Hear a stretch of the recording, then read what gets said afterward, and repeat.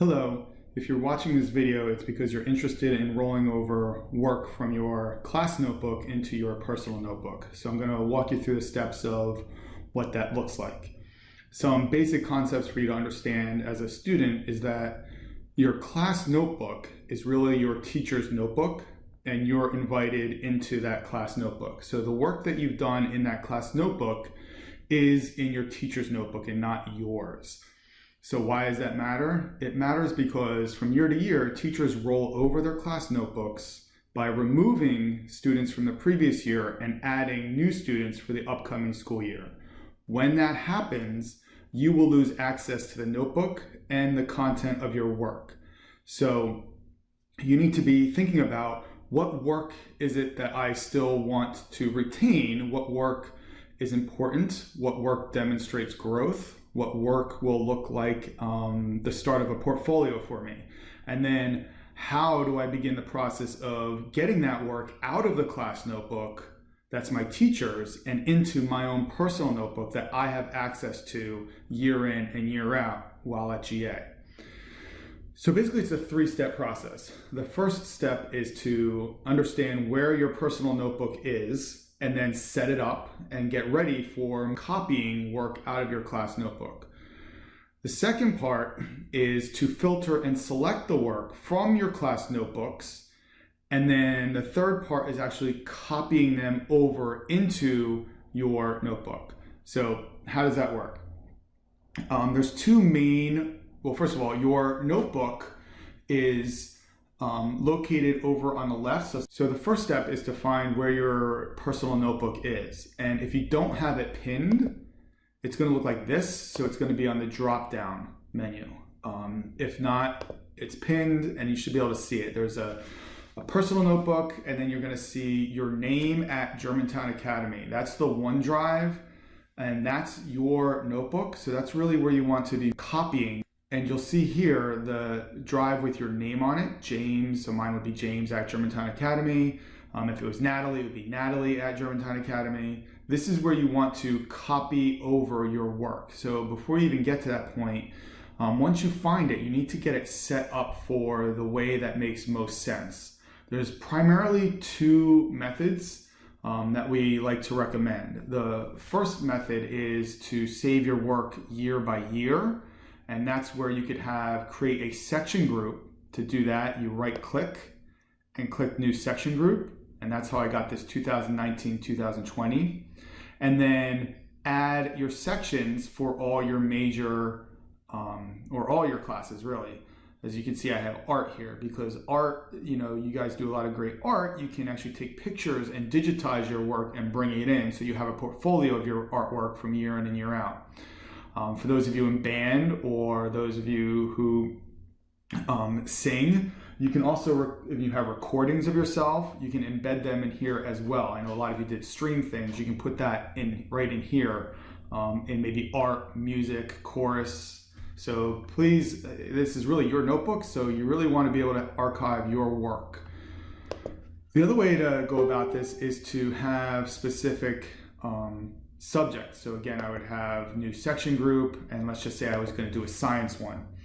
And then here your sections would look a little bit different. It could go by year, 2019, 2020, 2020, 21, 21, 22, and so on. Or you can just keep it simple as 7th grade, 8th grade, 9th grade, sophomore, junior, senior year, and you can now have all your science work within one section group, and then all your math work in one section group. So really it's a preference as to which way you like to organize yourself. But this is how you would set up your notebook and get ready for copying. So let's talk about copying work over. So the next step, once your notebook is set up, is to go in and figure out what parts and what pages do I actually want to go ahead and copy. So the first thing that you should know is you can't copy a whole section group, okay? So that's just not possible, but you can select whole sections. So if I right click on this section, notice I see the move or copy option, all right?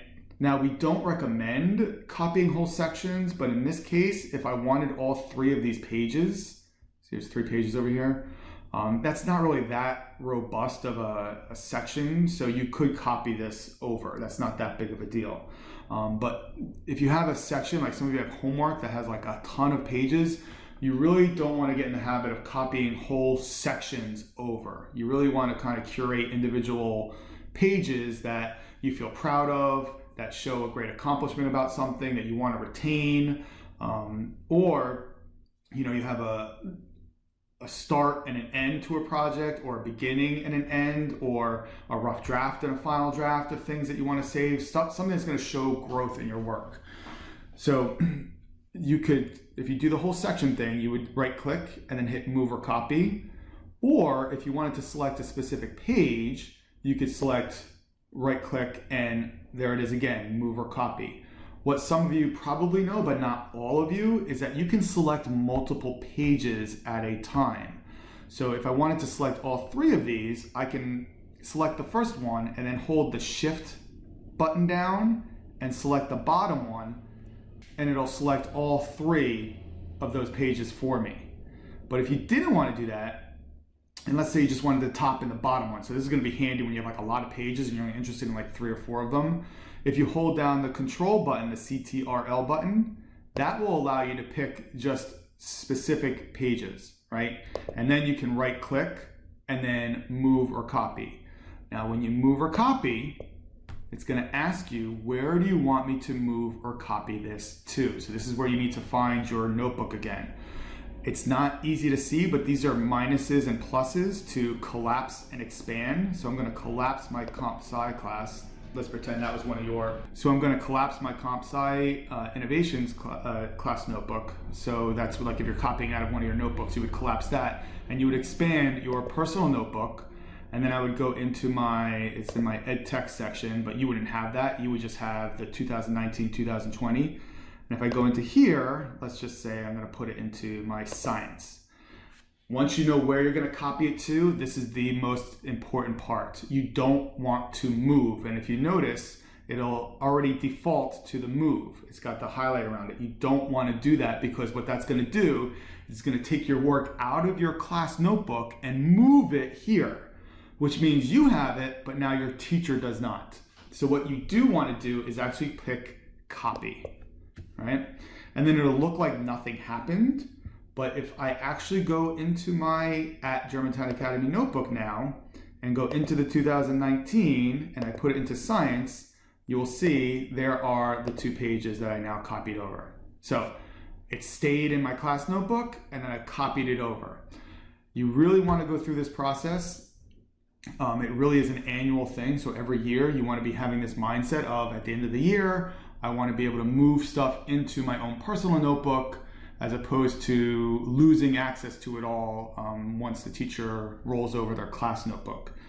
It's also a good idea to be thinking about this. There's no set thing in stone where you have to wait till the end of the year. You could be doing this as you go. It's actually probably a good process for you to kind of be reflecting on your work and figuring out, what are the good samples of my work? What do I want to be put in my portfolio of my work? What shows growth in my work, especially middle school and then moving into upper school and then eventually college.